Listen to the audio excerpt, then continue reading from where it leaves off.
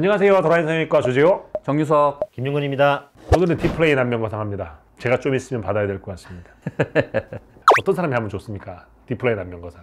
많이 처지신 분, 그리고 이제 많이 처지지 않았는데도 여기 이제 팔자주름이나 여기 자울이라고 그러잖아요. 자울, 그리고 이제 여기 불독살 많은 분들, 이런 경우에 디플레인 안면 거상이 굉장히 효과적입니다. 여기 자울이란 말이 요새 진짜 많이 써요. 일반인들도 그냥 자울이라고 그러죠. 근데 왜 디플레인 안면 거상이라고 하나요? 그게 이제 굉장히 학술적인 얘기예요. 디플레인이라는 말이 학술적으로 굉장히 중요한 단어이면서 해부학적인 부위를 말하는 거거든요. 옛날에 스마스 안면 거상 그러면은 스마스를 약간 분리해서 스마스만 당기면 이게 딱 당겨질 거라고 생각을 했고, 실제로 그렇게 많이 했어요. 그리고 이제 스마스 밑으로 들어가면은 안면신경이 노출이 바로 되기 때문에 안면신경 손상의 가능성이 높다, 조심해야 되는 그런 이제 구조로 여겨지고, 안면 거상을 하시는 분들이 안면신경 손상을 가장 두려워했었거든요. 겁나게 무섭죠? 그렇죠.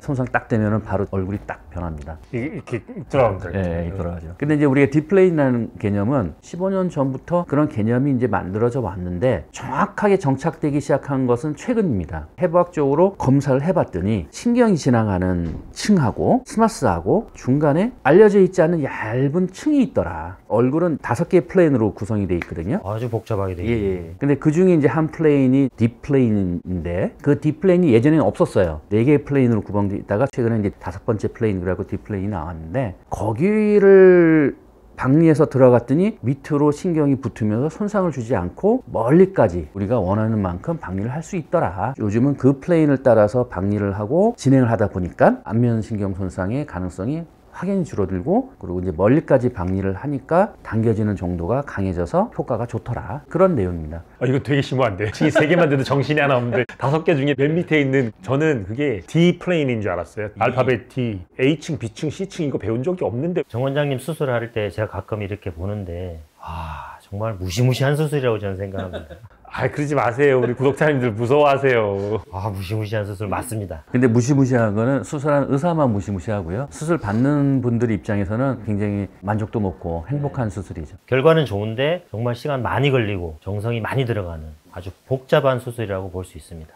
그런데 이제 디플레인 안면 거상을 할 때 줄기세포를 활용하면 어떤 장점이 있을까요? 사실 이제 모든 수술에 줄기세포가 굉장히 긍정적인 효과를 주잖아요. 예를 들어서 흉이 적게 남는다든지, 수술하고 난 뒤에 이제 박리한 부위에 흉이 남다 보면 울퉁불퉁해질 수도 있거든요. 그런 것도 줄일 수 있고, 여태까지 저는 신경손상을 주진 않았지만, 만에 하나 수술하다가 이제 신경을 조금이라도 손상을 줬다 했을 경우에 약간 손상받은 신경은 시간이 지나면 회복이 되거든요. 근데 이제 줄기세포가 들어가 있으면은 회복 속도가 훨씬 더 빨라집니다. 부작용도 막을 수 있고, 멍이나 붓기도 빨리 해결을 해주고. 그렇죠. 줄기세포는 뭐 수술할 때 쓸 수만 있으면 쓰는 게 제일 좋습니다. 저는 아까 수술이 복잡하고 시간이 많이 걸린다고 그랬는데, 끝나고 나면 이제 얼마나 아픈지.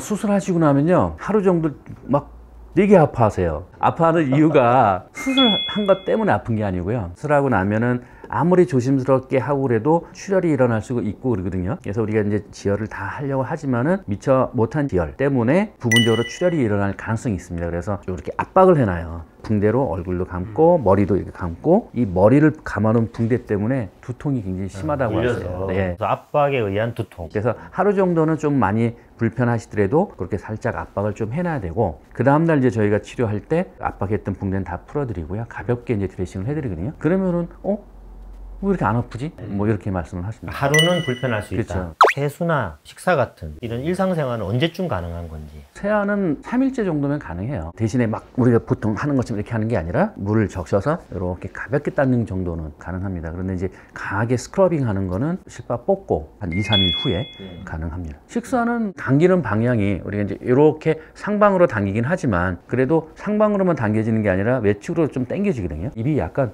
이렇게 됩니다. 옆으로. 속 안에 있는 쪽을 강하게 당기다 보니까 입을 움직이는 게 굉장히 불편해요. 그래서 붓기 심한 시기 한 일주일 정도는 부드러운 음식 드시는 게 좋고요. 일주일 지나면 정상적인 식사 다 가능합니다. 예전에는 많이 씹다 보면은 상처가 벌어져서 흉이 많이 남고 그렇다고 그러는데, 옛날에 피부만 당기는 안면 거상 때는 그런 문제가 생기는데요, 스마스 거상뿐만 아니라 이 디플레인 거상 같은 경우는 안에 있는 조직을 당겨서 문제를 해결하는 방식이기 때문에, 겉에 피부는 우리가 이제 봉합한 부위에 텐션이 가해지지 않게 봉합을 하기 때문에 입을 움직이고 하는 것에 크게 영향을 받지 않습니다. 그리고 거상 수술을 받았지만 보톡스나 필러 같은 뿌띠 시술은 언제 가능할까? 한 달이면 가능할 겁니다. 네, 한 달 정도 되면요 얼굴에 붓기나 이런 게 80% 이상 빠지거든요. 가능은 하지만 안면거상까지 하고 굳이 필러를 주입할 필요가 있을까 싶어요. 상당 기간은 없죠. 적어도 한 5년 동안은 얼굴에 손 안 대셔도 될 것. 대신에 이제 그거는 권해드려요. 우리가 안면거상을 하더라도 피부의 톤이나 탄력이 좋아지는 건 아니거든요. 그렇죠. 그러니까 이제 안면거상을 하더라도 피부 탄력이나 톤을 개선하는 시술 같은 것은 꾸준히 받아주면